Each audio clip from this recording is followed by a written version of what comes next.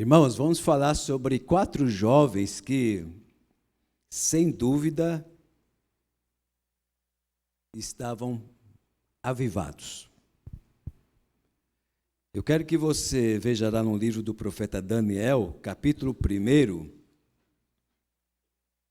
nós vamos falar sobre o testemunho eficaz como expressão do verdadeiro avivamento.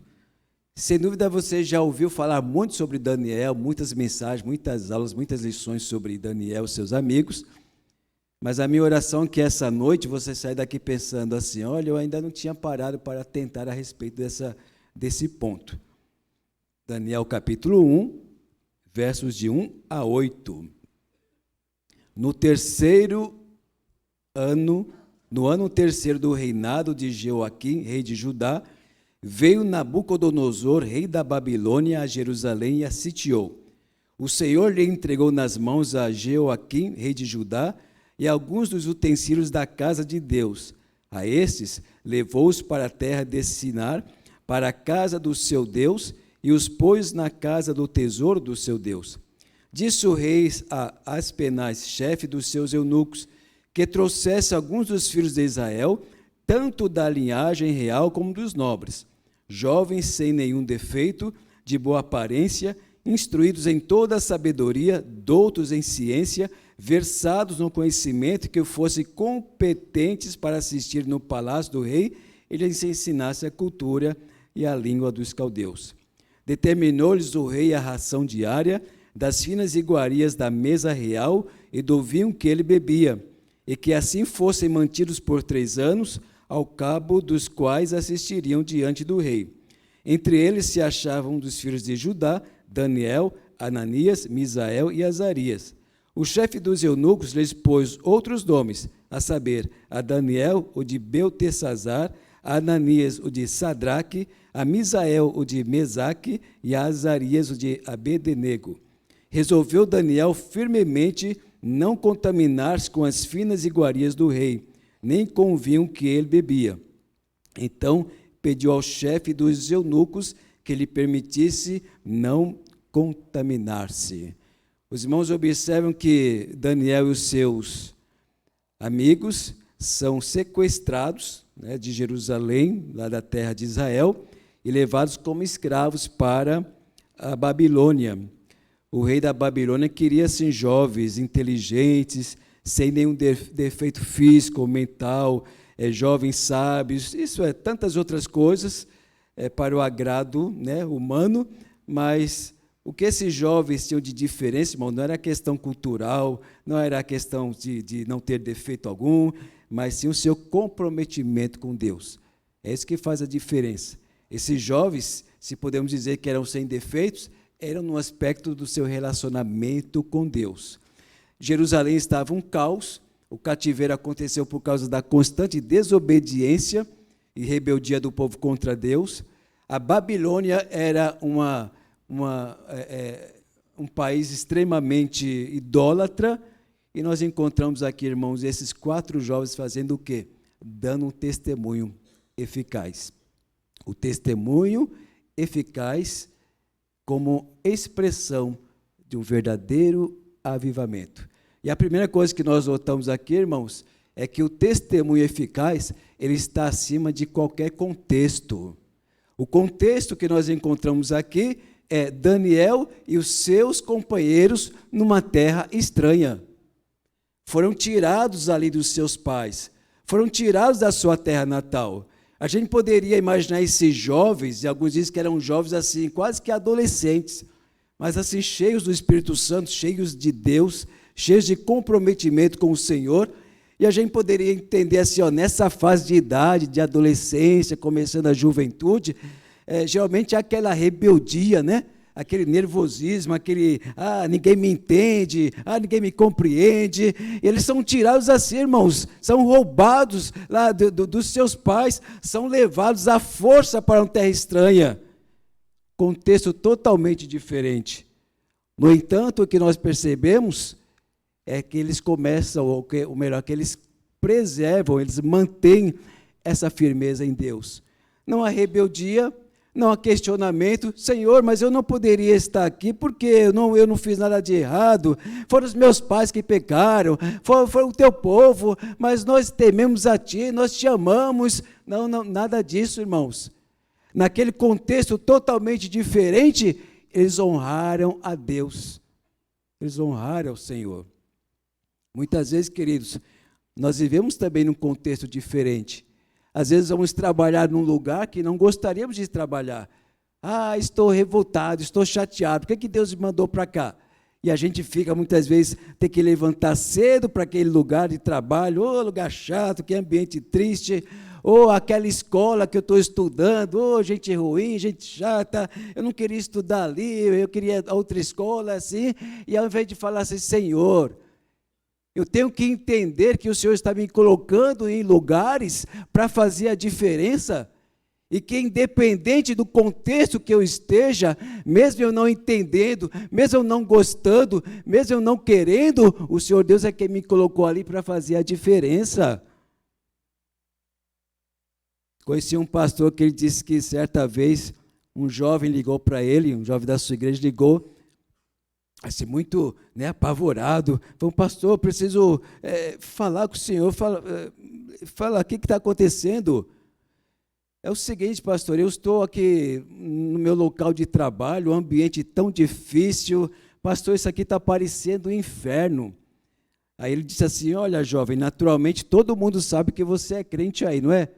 Ele disse, olha, pastor, graças a Deus que ninguém sabe que eu sou crente aqui. Aí ele falou, escuta, para ninguém saber que você é crente aí, naturalmente você está agindo igual eles, porque um jovem crente não passa despercebido em lugar nenhum.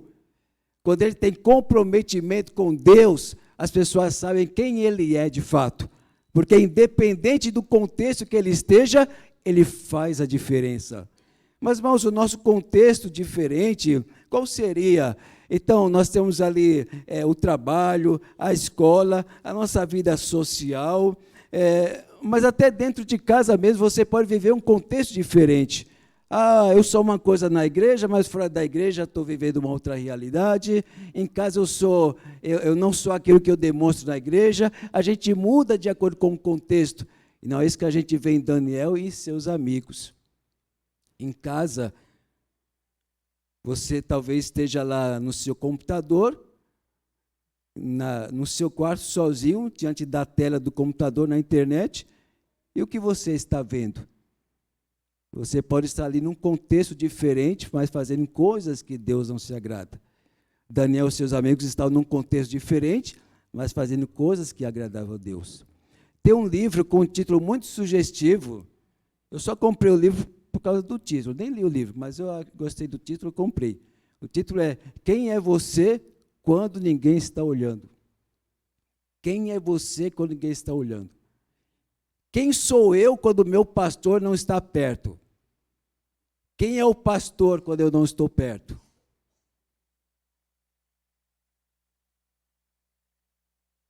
Quem é você quando o presbítero não está junto? Quem é o presbítero quando os irmãos não estão perto?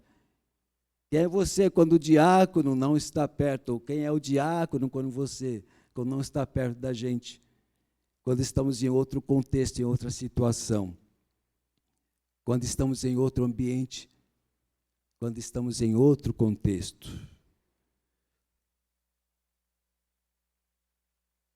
Então, irmãos, o testemunho eficaz, ele está acima de qualquer contexto. Faça a diferença para Deus, independente do contexto em que você se encontra. Independente do local em que você está. Você entendendo assim, Deus me trouxe para cá. Mesmo eu não gostando daqui, mas eu tenho que fazer a diferença. Babilônia não era a terra que Daniel e seus amigos queriam estar, mas uma vez que lá estiveram, vamos honrar o nome de Deus. Vamos agradecer a Deus, porque podemos fazer a diferença aqui, e de fato fizeram a diferença.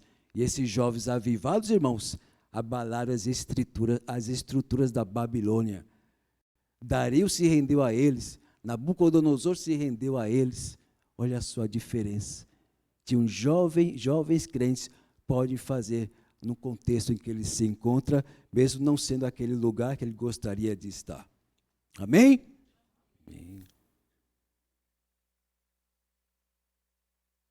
Muito bem. Um outro ponto, irmãos, que nós observamos é que o testemunho eficaz, ele além de estar acima de qualquer contexto, ele está acima de qualquer preço. Acima de qualquer preço. Chegou um momento em que esses jovens deveriam decidir a quem servir. Olha que prova. E lá no capítulo 3 de Daniel, você vai observar lá que foi feita uma grande festa, o rei Nabucodonosor fez uma imagem de ouro que tinha 60 côvados de altura e 6 de largura. Isto é, 30 metros de altura e 3 de largura. Era um poste enorme, revestiu de ouro, e todos deveriam adorar essa imagem. E fizeram uma festa, tocaram música, e tinha lá, o que tinha lá de instrumento? Bateria, talvez? Tinha bateria, guitarra, acho que não, né? Mas tinha lá um batuque, tinha mesmo, foi uma festa, irmãozinho, o pessoal tudo cantando e sambando, era um funk, né? Tinha tudo na época. E fizeram, foi uma festança. Irmãos, e o povo, quando viu aquela imagem lá, diante da imagem, começou a se prostrar, né? a colocar o rosto em terra, a adorar essa imagem, e os irmãos e os companheiros de Daniel, Sadraque, Mesaque e Abednego, ficaram lá em pé, não se prostraram não. Aí foram lá dedurar e falaram: olha, tem 3 jovens aí que não estão, né? E você imagina que os outros judeus que não tinham esse avivamento no coração acabaram se rendendo também. Mas esses 3 não, porque só os 3 iam ser jogados na fornalha, né? Mas os 3 ficaram ali firmes, irmãos. Aí o rei chama esses 3 aí. Que negócio é esse? E olha só, olha o versículo 15, olha lá, do capítulo 3 de Daniel. Agora, pois, estáis dispostos, e quando ouvirdes o som da trombeta, vai dar outra oportunidade para eles, uma nova chance, né? Agora, pois, estáis dispostos, e quando ouvirdes o som da trombeta, do pífaro, da cítara, da harpa, do saltério, da gaita de foles, prostrai-vos e adorai a imagem que fiz. Porém, se não adorardes, sereis no mesmo instante lançados na fornalha de fogo ardente. E quem é o Deus que vos poderá livrar das minhas mãos? Responderam Sadraque, Mesaque e Abednego ao rei. Você conseguiria responder assim um rei, desse jeito aqui, ó? Ó Nabucodonosor, nem chama de rei mais, ó Nabucodonosor, quanto a isto não necessitamos de te responder.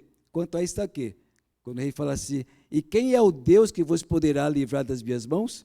Quanto a isso não necessitamos de responder.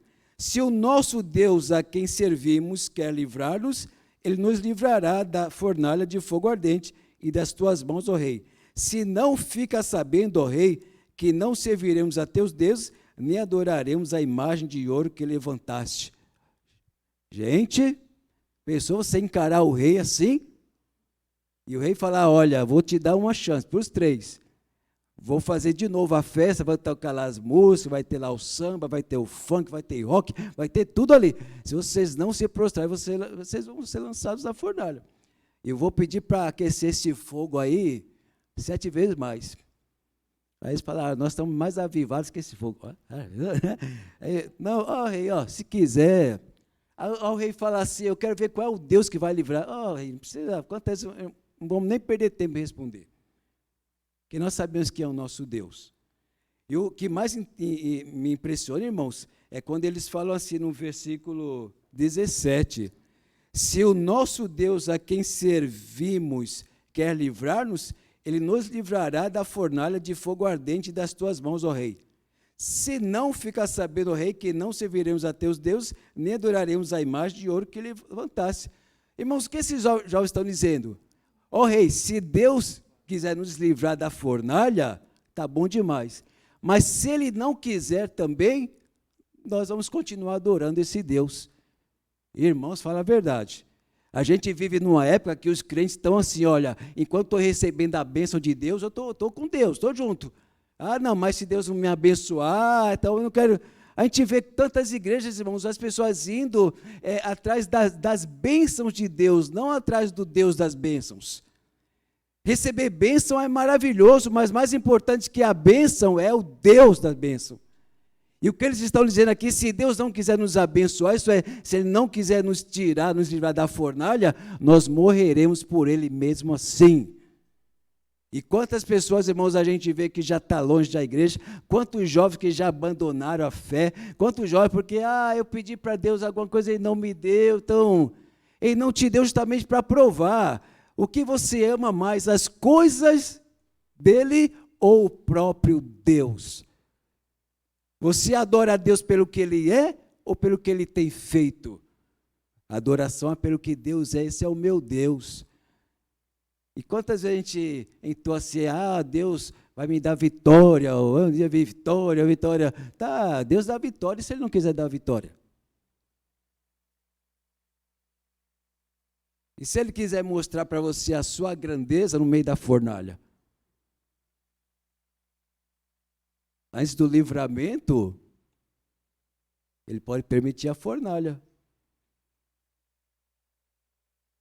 E esses jovens aqui, irmãos, experimentaram sim o livramento. Naquela fornalha ardente lá onde as pessoas, os homens que foram colocados lá por cima, eles morreram, o fogo foi tão intenso que morreram, e os 3 caíram ali na fornalha e não morreram. Eles não foram assim, não pensa que eles foram, Deus vai nos livrar, olha, Sadraque, Mesaque, vamos, Deus vai nos livrar, Deus vai, não, nós vamos, se Deus quiser nos livrar, tá bom demais, se não quiser, vamos morrer torrado na fornalha, mas firmes em Deus. Irmãos, isso é gente que conhece Deus, isso é coisa de jovem verdadeiramente avivado. Se a coisa não dá certo, eu sei que é o meu Deus. Se Ele quiser me salvar, me livrar dessa situação, tá bom. Mas se não quiser também, eu estou firme com Ele. E são lançados ali, irmãos. E pela graça de Deus, não morreram. Mas se tivesse que morrer, morreria eu também. E aí Nabucodonosor fala assim, mas não eram 3 que falam, eu estou vendo um quarto aí. Esse quarto aí, irmãos, era o Cristo pré-encarnado. Era o 4º homem que ele vai dizer. Era um 4º homem. Muitas vezes é isso que vai acontecer em nossa vida. Deus vai nos mandar um 4º homem para nos socorrer, para nos ajudar. Mas esses 3 jovens estavam dispostos a morrer pelo nome de Deus. Mas Deus os honrou. Vocês não vão morrer, não. E no meio do fogo, irmãos, olha só, não sentiram nada de queimado. Quando saíram de lá, não tinha nada se que lembrasse fogo. Eu imagino que saíram até mais perfumadinho, né? Talvez aí com um cheirinho de Avon, de Natura, uma coisinha mais perfumada, como se tivesse tomado um banho. Olha só, que coisa. Irmãos, o testemunho eficaz está acima de qualquer contexto, acima de qualquer preço. Mas eu quero mostrar para você também que o testemunho eficaz, ele não está apenas acima de qualquer contexto, acima de qualquer preço, mas acima de qualquer pressão também. Esses jovens foram pressionados a negarem a fé e ficaram ali firmes. Foram pressionados e não cederam. Imagina, jovens, adolescentes, ali estavam na fase ali, começando a juventude.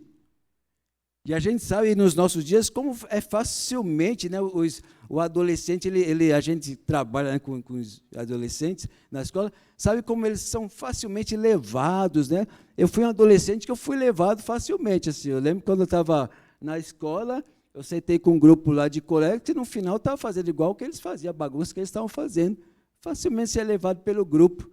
Imagina eles com toda essa pressão aqui, firmes ali, até a morte.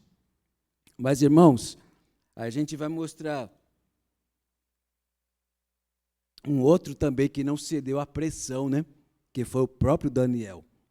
Lá no capítulo 6, Daniel ele estava crescendo muito, né, na Babilônia, presidindo ali comissões, era praticamente o segundo ali depois do rei. E algumas pessoas ali com inveja armaram para Daniel. E chegaram para o rei assim, rei, faz uma lei aí que durante 30 dias ninguém pode orar a nenhum outro Deus, nem a nenhum outro ser, a não ser a ti. o rei Dario ficou, aqui já era o Dario, né? Ele gostou dessa ideia. Opa, durante 30 dias eu vou ser o Deus, né? Só que ele não imaginava, irmãos, que isso era para pegar Daniel. Quantas vezes Daniel orava ao dia? 3 vezes, né? Acho que de manhã, tarde, noite, né? 3 vezes abria a janela lá de direção a Jerusalém, intercedia para Jerusalém.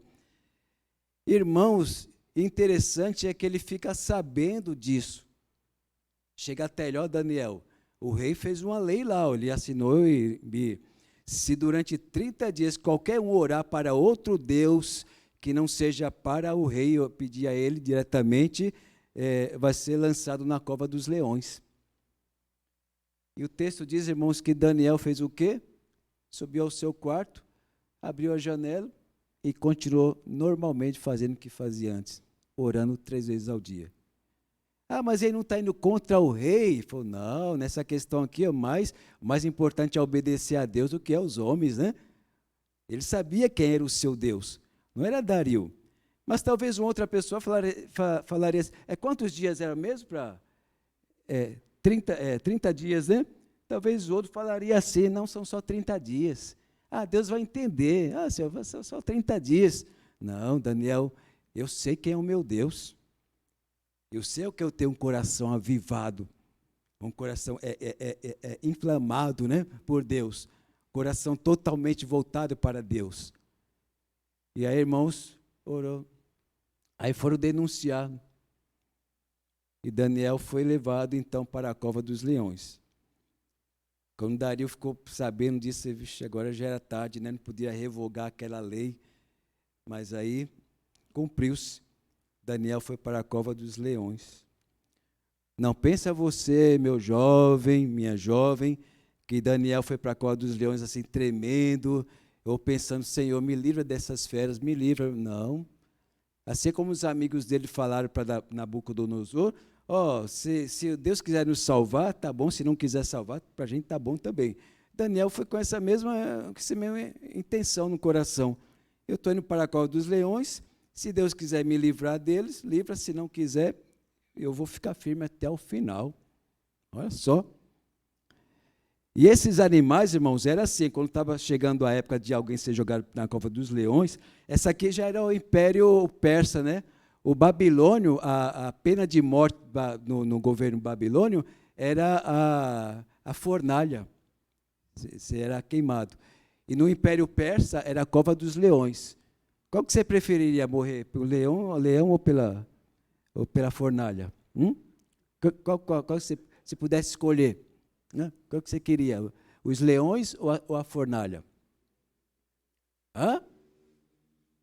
Não, tem que escolher um dos dois. Pode. Nossa, você morir para os leões.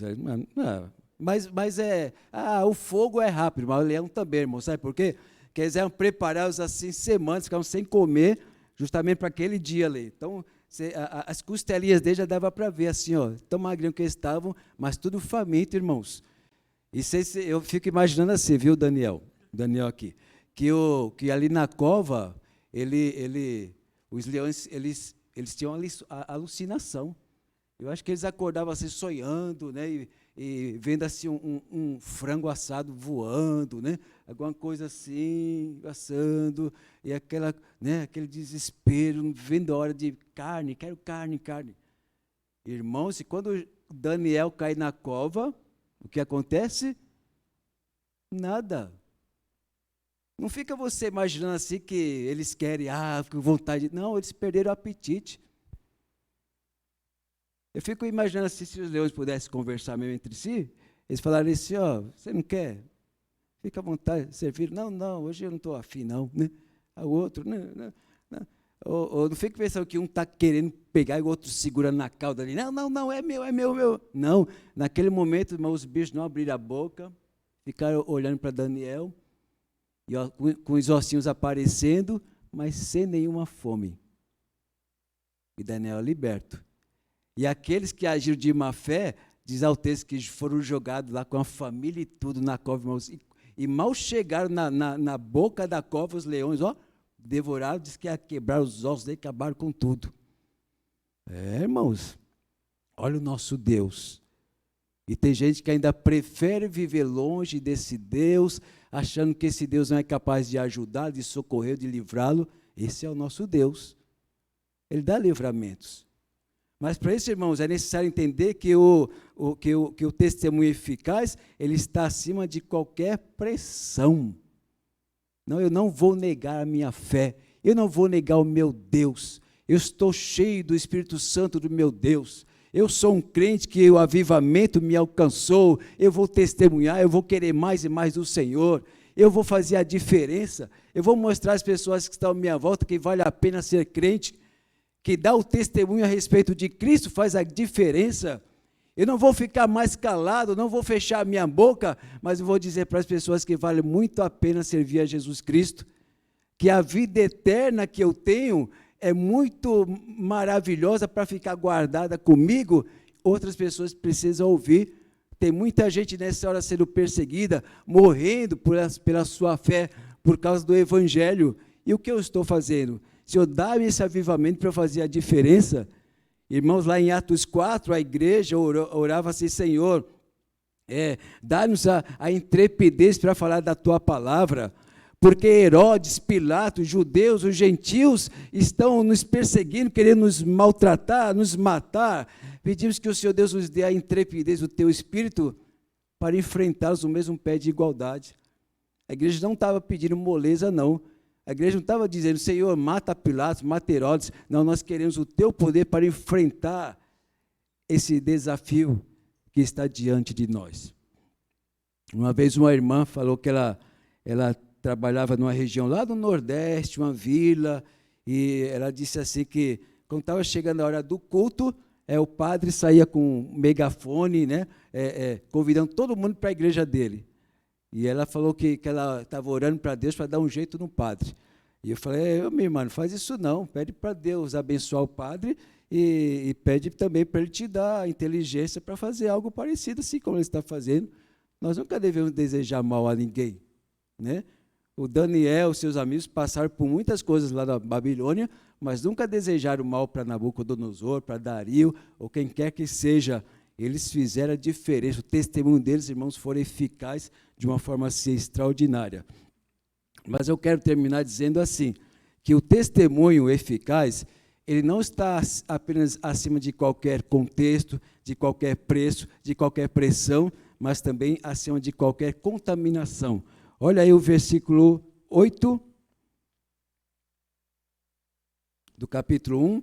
Resolveu Daniel firmemente não contaminar-se com as finas iguarias do rei, nem com o vinho que ele bebia.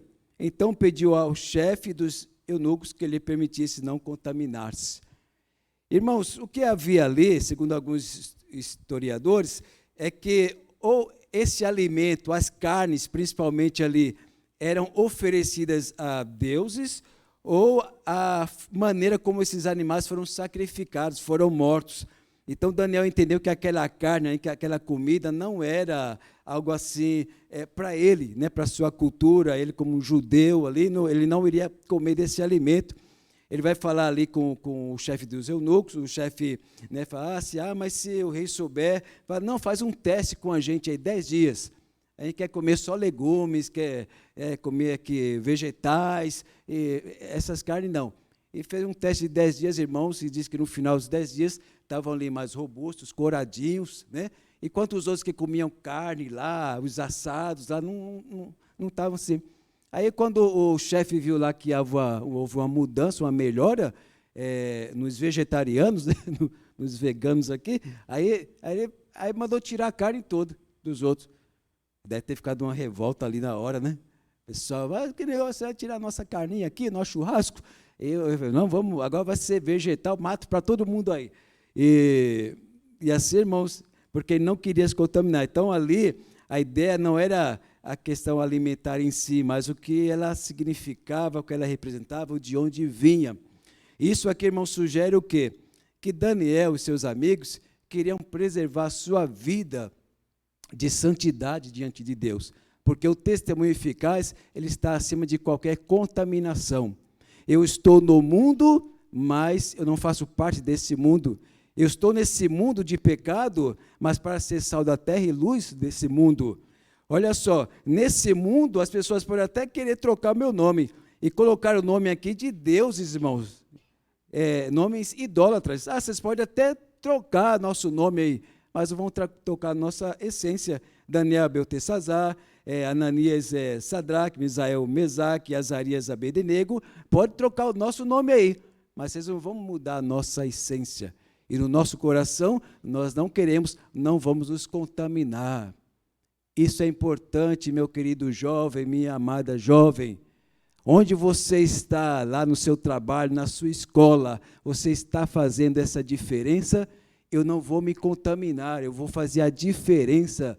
Eu não vou agora permitir que os meus colegas ditem qual é o padrão que eu devo seguir, mas eu devo ditar para eles o padrão que Deus quer que eles devam seguir. Paulo diz, não vos conformeis com este século, com este mundo, não entre na forma, da forma desse mundo, mas faça a diferença, seja a diferença. Uma vez eu ouvi um pastor falando que um filho dele estava na escola e numa rodinha começaram a falar sobre família. E esse jovem, ele disse assim ele falou, olha, na minha casa, né, é tudo maravilha. Meu pai, minha mãe se amam, nossa, em casa é uma alegria, uma paz. Aí disse que uma menina começou a ficar assim nervosa e voltar e falou, não, é mentira que você está falando. Não é, em casa é assim. Ele falou, não pode acreditar, não acredito. Na minha casa é briga, meu pai, minha mãe, eu com a minha mãe, meu pai comigo, eu com meus irmãos. Não existe uma família assim como você está falando. Ele falou, existe se a minha família é assim. Porque nós servimos a Deus. Nós somos de Jesus Cristo. Em casa existe amor, existe paz, existe harmonia. Porque Deus está no nosso meio. A sua presença faz a diferença. Você não pode dizer que é crente em casa e viver um pé de guerra, meu irmão, minha irmã, a ponto dos vizinhos que não são crentes dizer assim, eita, aqui está melhor que lá. Vou fazer que nem aquela pessoa que chegou lá para o seu vizinho, fulano, vamos lá para a igreja, lá vai ter lá um culto, vai ter uma festa lá, vai ter um Jopresbe lá, uma coisa boa, vamos lá, você vai gostar. Ele falou, mas se eu for lá para a sua igreja, eu posso ficar que nem você? Ele falou, com certeza, então não vou, porque você não presta.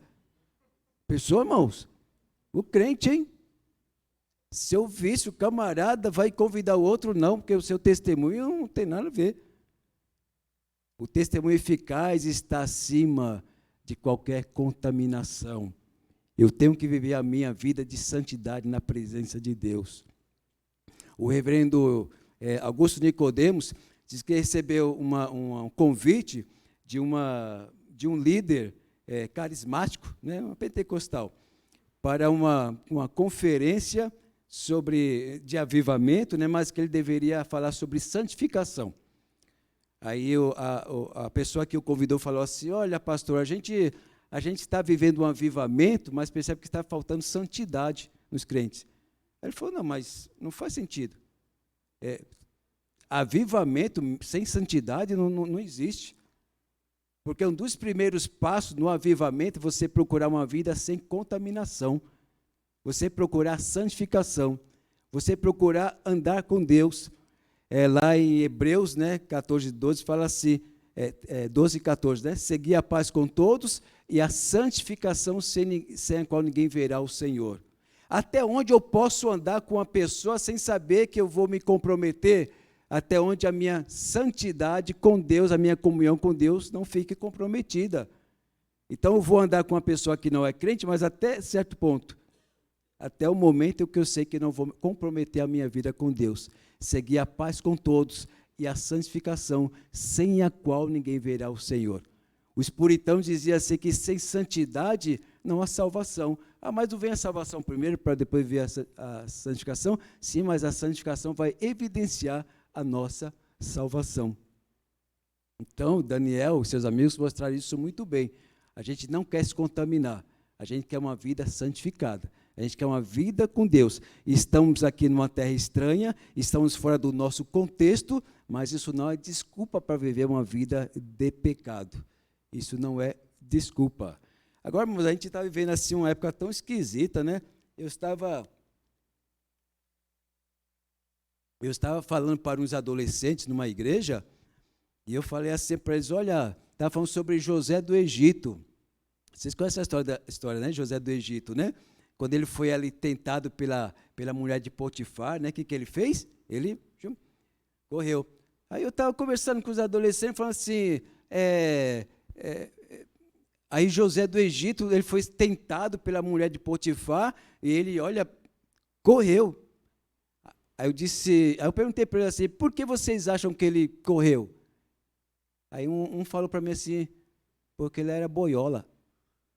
Isso, irmãos, na igreja, hein? Os adolescentes, como a coisa está, hein? Na verdade, ele fugiu porque ele tinha compromisso com Deus, né? Uma vida de santificação, de comunhão com o Senhor. Queridos, o testemunho eficaz, como expressão do verdadeiro avivamento, o testemunho eficaz está acima de qualquer contexto, está acima de qualquer preço, acima de qualquer pressão e acima de qualquer contaminação. Você quer de fato o avivamento? Se você almeja o avivamento de Deus, você vai ter que ter uma vida de testemunho assim comprometida com o Senhor. O avivamento não é para viver uma vida cristã meia boca, não é avivamento para eu viver assim, aqui eu sou uma coisa, lá eu sou outra. É vida de realmente ali na presença de Deus, de crescimento na graça e no conhecimento de Cristo. É vida de leitura da palavra, é vida de oração. O avivamento não vem simplesmente porque eu quero ser uma pessoa avivada, porque eu quero mais de Deus, eu quero mais do Senhor. Mas isso vai acontecer quando você buscar mais a Deus na sua palavra, na oração, e desejoso e testemunhar de Cristo em qualquer lugar que você se encontre. Seja um lugar que você goste de estar, seja um lugar que você foi esforçado a estar, independente de qualquer contexto, independente de qualquer preço, independente de qualquer pressão, independente de qualquer contaminação, você fazendo a diferença. Que o Senhor Deus nos ajude, nos abençoe e que o avivamento venha a começar em mim. Amém? Obrigado.